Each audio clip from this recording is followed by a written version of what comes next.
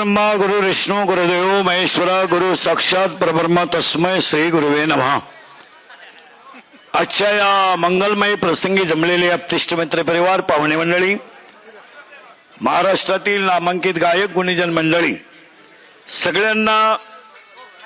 सगळ्यांचे आभार शब्दामध्ये आपल्याला मानता येणार।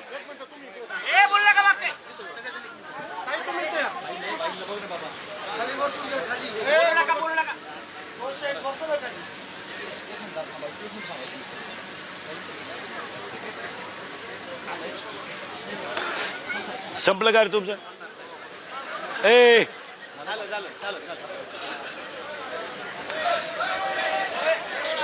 सगळ्यांच्या शब्दामध्ये आभार मानणं माझ्याकडून शक्य नाही, परंतु आजच्या विवाह सोहळ्याबद्दल साखरपुड्याची चर्चा जशी महिनाभर चालली,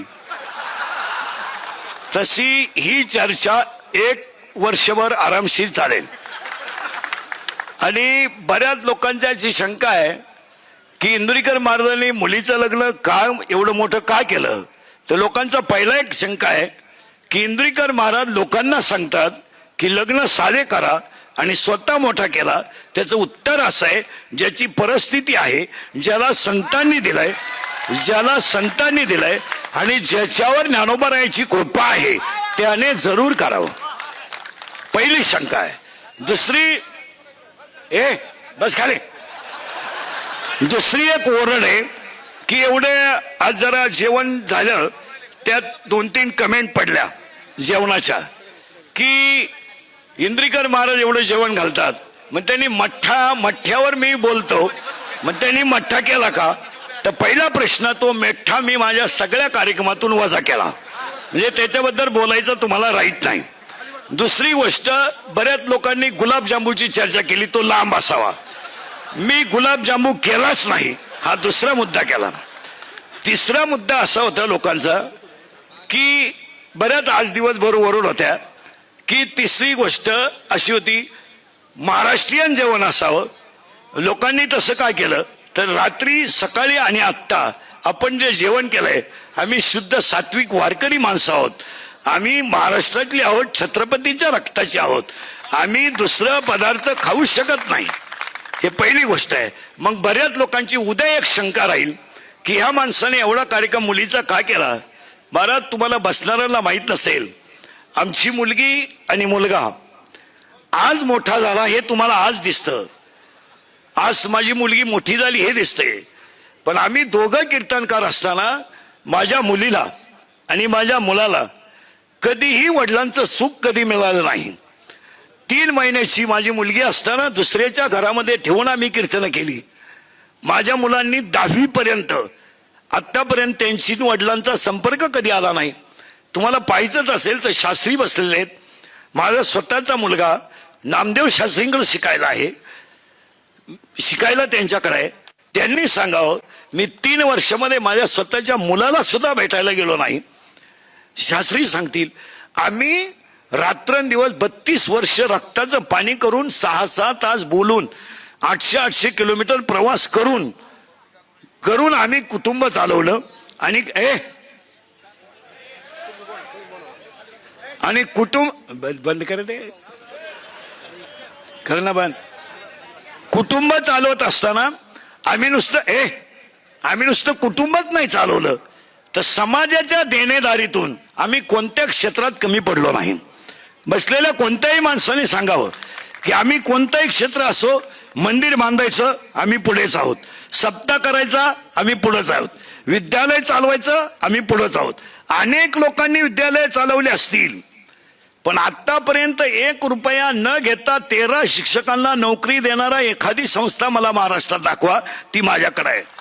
की ज्यांचे माझ्याकडे 15 लोक काम करतात, 1 रुपया न घेता मी विद्यालय घेतलं आणि आतापर्यंत विद्यालयाला 5वी ते 10वी पर्यंत चाचणीची फी सुद्धा नाही असं विद्यालय मी चालवतो।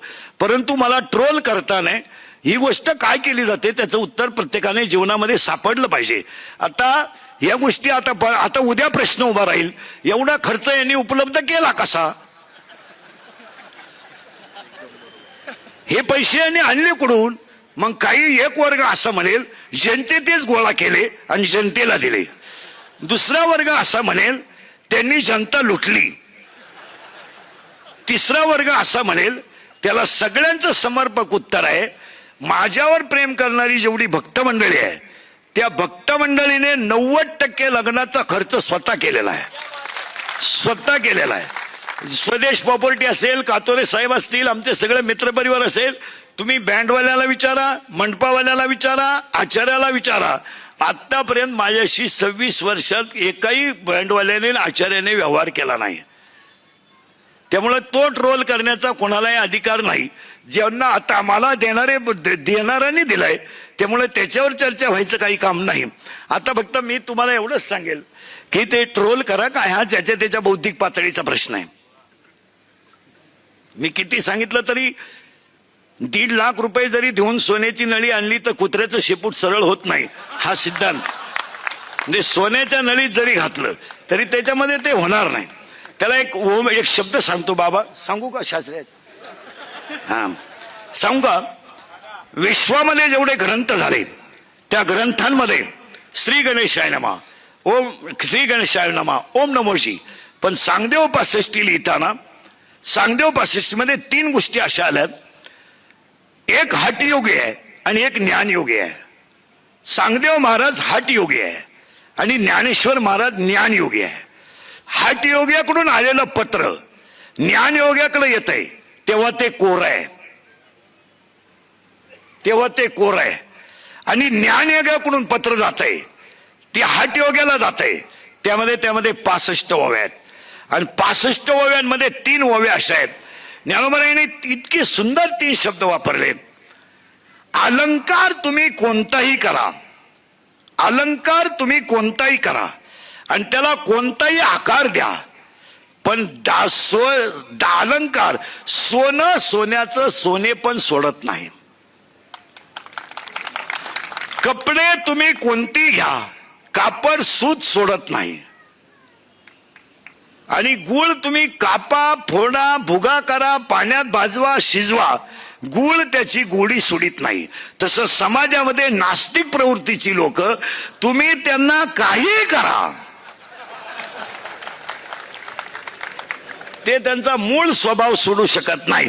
पण अशी माणसं जरूर पाहिजेत. त्यामुळे आपल्या चुका ध्यानात येत नाही. प्रथमतः तुम्हा सगळ्यांचे आभार मानतो. सगळ्यांचं तुमचं कौतुक करावं तेवढं थोडंच आहे. आपण वेळ जास्त झालाय. तुम्ही माझ्यासाठी जेवढं प्रेम आतापर्यंत टिकवलं, हे तुमचं माझ्यावर, मी तुमचा मुलासारखा आहे असं प्रेम समजून शेवटपर्यंत प्रेम राहो. आणि सगळ्यात महत्वाची गोष्ट, या कार्यक्रमाला देशमाने साहेबांचं अनमोल सहकार्य मिळालं. आणि हा कार्यक्रम कातोरे साहेब, देशमाने साहेब भक्त परिवारानेच केला. मी यातलं काहीच केलं नाही.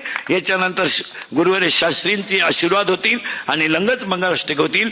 एक विनंती आहे, जेवण सगळ्यांनी करून जायचंय. जय हिंद, जय महाराष्ट्र. मूलगंध साई दृष्टी नेत्रसेवा चष्माघर, अकोले शहरातील सर्व अत्याधुनिक सुविधा उपलब्ध असलेले एकमेव अद्ययावत शोरूम म्हणजेच साई दृष्टी नेत्रसेवा चष्माघर.